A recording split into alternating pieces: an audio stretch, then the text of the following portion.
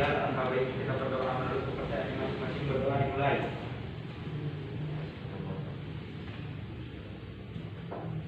Doa selesai. Oke, terima kasih ya untuk doa. Sekarang Ibu absensi terlebih dahulu ya.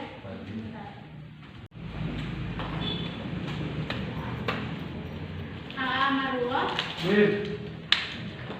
Adelina, Akmal, Alivia, Andre Fatma, Bintang Firdaus,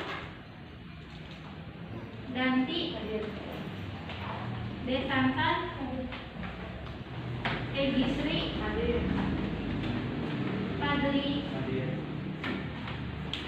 Kaizal, Patra, Hairunisa, Ida Ayu, Irasri, Jihan, semua sampai situ kan ya. Yang sakit kita doakan semoga cepat sembuh. Oke, kita mulai lah. Mungkin untuk udah beberapa hampir 2 tahun ya kita kayak gini gitu, harus pakai masker, terus ke sekolah dibatasi seperti ini. Gimana rasanya kalau sekolah kayak gini, enak tuh? Apa? Nah, terus nggak apa ya, jadi cuma kita, jadi apa ya, vibes sekolahnya itu, vibes SMA-nya tuh kayak berkurang, apalagi teman-teman sekarang kan udah kelas 12 gitu ya, harusnya ya ramainya gitu ya, terakhiran gitu. Jadi kalau kelas 12 itu istilahnya setelah ciptakan momen gitu, karena teman-teman juga nggak bakal setahun kok di sini, cuma beberapa bulan lagi nanti udahan ya, ternyata kondisinya kayak gini. Tapi walaupun misalkan kondisi kayak gini, tapi teman-teman harus semangat, apalagi dalam menuntut ilmu. Jadi satu langkah kalian keluar dari rumah itu udah diniatkan untuk belajar. Jadi pas ke sekolah itu ya udah pikiran kita, terus jiwa kita, segalanya tuh ya fokuskan untuk belajar. Jangan saya ke sekolah mau ketemu pacar biar semangat, gitu ya. Itu mah bonus lah. Pokoknya hal yang utama itu kalian ke sekolah itu untuk belajar, mendapatkan ilmu seperti itu. Oke, kita masuk ke materi. Nah, untuk pertemuan kali ini kita akan membahas mengenai materi tahap pencatatan akuntansi perusahaan jasa, yang dimana tahap yang akan kita bahas itu yaitu tahap pencatatan jurnal umum. Jadi di dalam tahap pencatatan akuntansi itu ada 2, ada pencatatan jurnal umum dan buku besar. Namun untuk yang kita bahas sekarang itu hanya materi jurnal umum saja. Nah, ada yang masih ingat nggak materi sebelum jurnal umum itu apa? Pada akun itu apa sih? Dalam mengelompokkan akun di buku besar, menggunakan dalam menyusun laporan keuangan. Yaitu pada akun ya, fungsinya itu untuk memudahkan dalam penyusunan laporan keuangan. Jadi nanti kan setelah jurnal umum ini kalian akan membuat suatu laporan keuangan. Nah, nantinya itu kalau ada kode akun itu bisa lebih gampang gitu. Nah, kode akun itu erat kaitannya dengan jurnal umum yang akan kita bahas atau pelajari sekarang. Jadi nanti di jurnal umum kita akan ada yang namanya kode akun. Jadi kalau kita udah tahu kode akunnya, kesalahannya bisa lebih mudah seperti itu. Nah, kita masuk ya ke jurnal umum. Ada yang udah tahu nggak jurnal umum itu apa? Bisa dibaca mungkin di bukunya. Ada yang mau dibacakan? Alat untuk mencatat transaksi-transaksi keuangan yang terjadi dalam perusahaan berdasarkan urutan waktunya Secara kronologis ya. Jadi jurnal umum itu suatu alat atau jurnal gitu, kolom yang mencatat berbagai jenis transaksi perusahaan. Kan perusahaan itu tiap harinya pasti melakukan transaksi ya, tiap 1 bulan itu biasanya jurnal umum itu disusun setiap 1 bulan. Nah, setiap 1 bulan itu perusahaan itu pasti ada yang namanya transaksi. Jangankan perusahaan gitu ya, jangan jauh-jauh perusahaan kalian aja ya, dalam 1 hari itu kan pasti melakukan transaksi gak? Transaksi ya, kalian lapar, beli minum, beli makan, itu kan transaksi. Kita mendapatkan barang, kita mengeluarkan uang, dan kita juga berhutang. Nah, itu yang namanya transaksi. Jadi di jurnal umum itu ini lebih tepatnya ke transaksi perusahaan, karena dalam perusahaan itu pasti akan melaksanakan beberapa transaksi. jurnal umum itu transaksi perusahaannya pasti perusahaan jasa, artinya transaksinya yang terjadi dalam perusahaan itu hanya sedikit. Itu ya mengenai pengertian jurnal umum. Selanjutnya di sini ada fungsi-fungsi dari jurnal umum. Yang pertama ada fungsi pencatatan. Yang namanya fungsi pencatatan sudah jelas ya. Jadi jurnal umum itu dibuat untuk mencatat segala proses transaksi atau segala transaksi yang terjadi di perusahaan. Nah, yang kedua fungsi analisis. Jadi fungsi analisis ini kan sebelum kita melakukan penyusunan jurnal umum, kita analisis dulu akun apa nih yang masuk ke transaksi ini. Misalkan transaksi tanggal 1 Maret Tuan Anissa mendirikan suatu perusahaan bengkel dan Tuan Anissa menyetorkan modal sebesar 50 juta. Nah, menyetorkan modal artinya kita kasih uang kan, si pemilik itu ngasih uang, kita posisikan kita sebagai bendahara. Saat pemilik ngasih uang berarti uang kita bertambah atau berkurang? Bertambah ya, jadi pas bertambah sama ada keterangan memberikan modal, jadi modal bertambah di kredit. Terus di sini ada fungsi historis. Nah, fungsi historis ini yang namanya historia itu kan sejarah. Ya, jadi nanti setelah jurnal umum itu ada fungsi historis. Jadi nanti akan membuat sejarah transaksi yang dilakukan perusahaan pada bulan-bulan kemarin. Jadi kita bisa melihat di transaksi jurnal umum, oh ternyata bulan kemarin kita melakukan transaksi ini. Jadi sejarahnya itu atau transaksinya itu tercatat di dalam jurnal umum. Jadi kalau kita ingin tahu nih, kita ingin tahu transaksi perusahaan bulan kemarin apa, kita tinggal lihat saja jurnal umumnya. Jadi kita nggak usah ngapalin transaksi bulan kemarin apa ya, padahal kita sudah catat. Jadi biar memudahkan kita kalau misalkan ada yang nanya transaksi perusahaan ini apa sih tiap bulannya, kayak gitu, nanti tinggal perlihatkan aja jurnal umumnya transaksinya ini gitu. Terus yang keempat fungsi informatif. Informatif kan dari informasi ya, memberikan informasi. Artinya jurnal umum itu memberikan informasi berupa transaksi perusahaan tersebut, transaksi perusahaan yang terjadi di dalam satu periode ataupun dalam waktu-waktu tertentu. Yang kelima fungsi instruktif. Nah, fungsi instruktif ini transaksi yang telah dicatat pada jurnal umum harus diposting ke dalam buku besar. Artinya setelah kita menyusun jurnal umum itu kita tidak akan langsung dari jurnal umum langsung saja lah ke laporan keuangan, nggak bisa, karena nanti dari jurnal umum kita harus masuk dulu ke buku besar, dari buku besar masuk ke dalam tahap pengkisaran yang namanya jurnal penyesuaian, dari jurnal penyesuaian masuk lagi ke neraca saldo, neraca saldo dulu baru jurnal penyesuaian, habis jurnal penyesuaian nanti kertas kerja. Jadi ada beberapa tahapan yang harus kita lalui, tidak hanya langsung ke jurnal umum ke laporan keuangan, itu nggak bisa. Nah, makanya di sini ada fungsi instruktif, memberikan instruksi untuk proses selanjutnya. Oke, nah kita akan masuk itu untuk fungsi, apakah mengerti semuanya? Masuk ke dalam yang namanya contoh jurnal umum. Jurnal umum. Terus nama perusahaannya apa? Kalian bisa pasti ada nama perusahaannya ya. Misalkan perusahaan Restu Ibu, tulis berarti di bawah sini jurnal umum sama Restu Ibu, di sininya nama perusahaannya.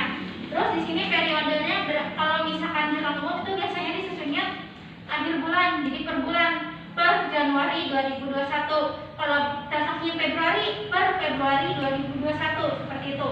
Nah, oke, kita lanjut ya pembahasannya. Untuk sekarang kita akan membahas mengenai bentuk jurnal umum gitu. Jadi nanti bentuk jurnal umumnya seperti ini bentuknya. Nah, di atasnya itu biasanya dikasih judul dulu. Di sini ada jurnal umum.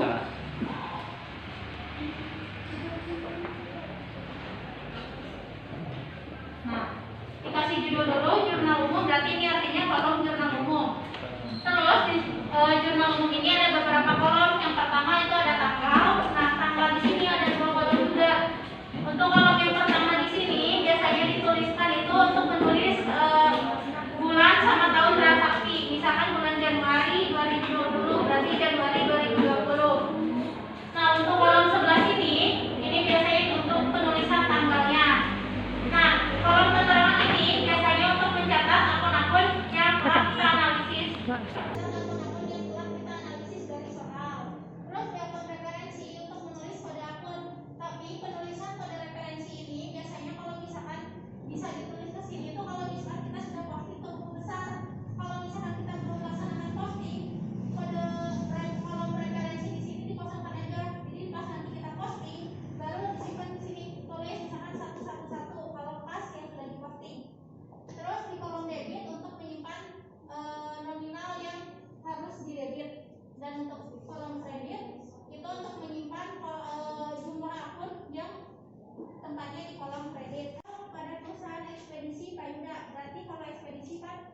pengiriman ya kayak JNT, JNE gitu. Pak Yuda ini mendirikan perusahaan. Nah ini merupakan transaksi selama bulan April 2015. Kita masuk ya, ada transaksi di sini tanggal 2 April. Pak Yuda akan mendirikan usaha ekspedisi khusus ke daerah Kalimantan. Sebagai modal awal, ia menyetorkan uang sejumlah 150 juta dan 3 unit mobil box seharga 600 juta. Berarti kira-kira berapa yang harus dicatatnya? Jadi kan ada Pak Yuda tuh menyetorkan apa? Pas. Hal yang pertama di sini tulis dulu. Kan di sini April ya. Berarti April 2015 atau 2015 dulu baru April boleh. Yang penting di sini tempat, bulan sama tahun. Terus masukkan tanggalnya, tanggal 2.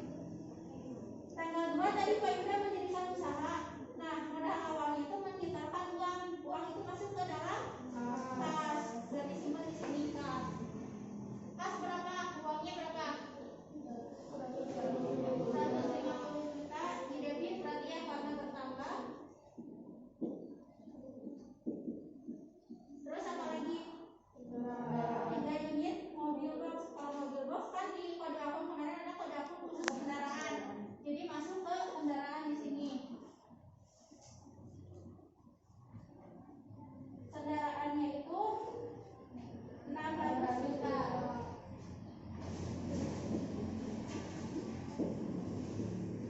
Nah, untuk yang di kreditnya apa? Di sini ada katakan sebagai modal awal. Sudah ada kata modal. Di kode akun kemarin kan ada yang namanya akun modal. Berarti nanti teman-teman simpan di sini modal. Modal itu kalau ketentuan umumnya kalau bertambah di kredit berkurang di debit. Berarti kan ini modalnya bertambah. Nah, teman-teman kan di sini gak ada kata modal sekian, tinggal jumlahkan saja 600 ditambah 150. Jadi itu yang namanya modal disimpan di kredit. Jadi 750 juta.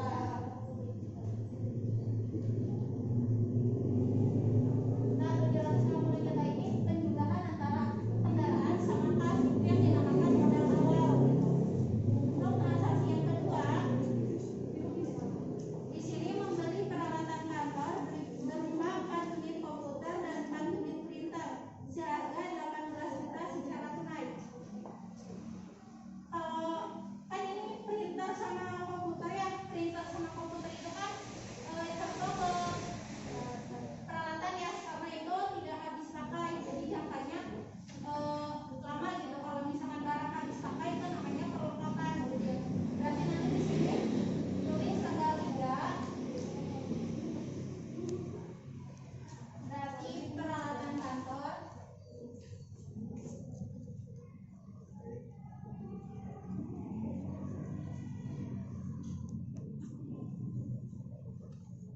Rp18 juta. Nomor 10 di sini diterima pendapatan jasa ekspedisi sebesar 1.500.000. Kalau menerima pendapatan uang kita bertambah atau berkurang? Berarti untuk akun tanggal 10 apa? Pas sama pendapatan ya. Pas itu bertambah di debit, pendapatan juga di sini bertambah. Kalau pendapatan saldo normalnya kan kalau bertambah di kredit ya.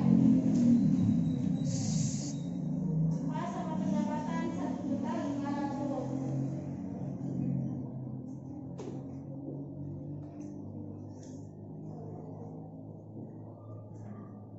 Contoh selanjutnya bisa dilihat di buku. Nah, setelah ini nanti kalian di sini tinggal bukakan nominal debit sama kredit itu semuanya harus sama. Itu nanti di nomor itu dikatakan balance. Yang ingin ditanyakan nggak? Ada pencatatan akuntansi itu ada 2. Yang pertama pencatatan bilangan umum, yang kedua pencatatan buku besar. Nah, kalau misalnya langsung ke buku besar ini boleh atau tidak? Ya, buku besar boleh apa tidak? Kalau kata teman-teman kalau langsung buku besar boleh apa enggak? Apa? Boleh nggak? Kalau kata teman-teman boleh nggak? Nih, jadi kan yang namanya tahap akuntansi itu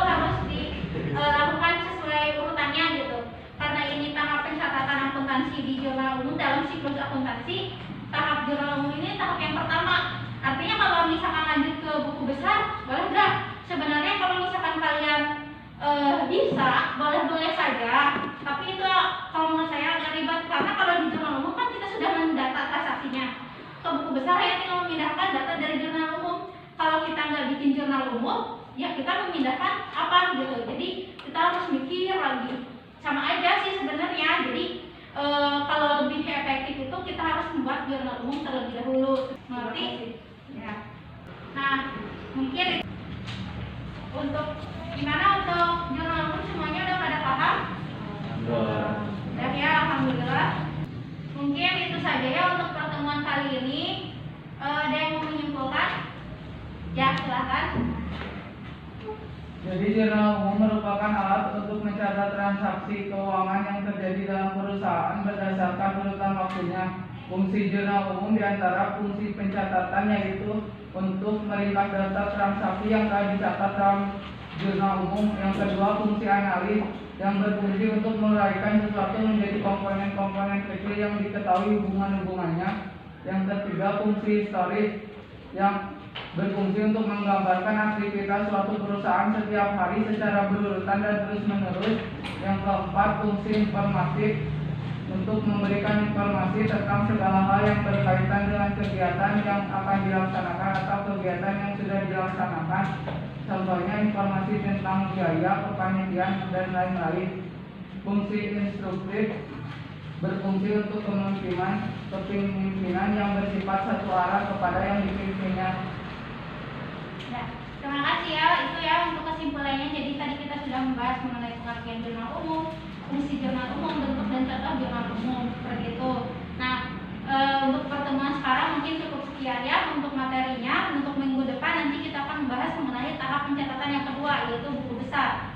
Teman-teman bisa dibaca juga nanti sebelum kita melakukan pembelajaran buku besar, silakan dipelajari terlebih dulu buku besarnya supaya nanti pas pembelajaran itu bisa lebih paham seperti itu ya. Mungkin cukup sekian pembelajaran dari saya, kurang dan lebihnya mohon maaf.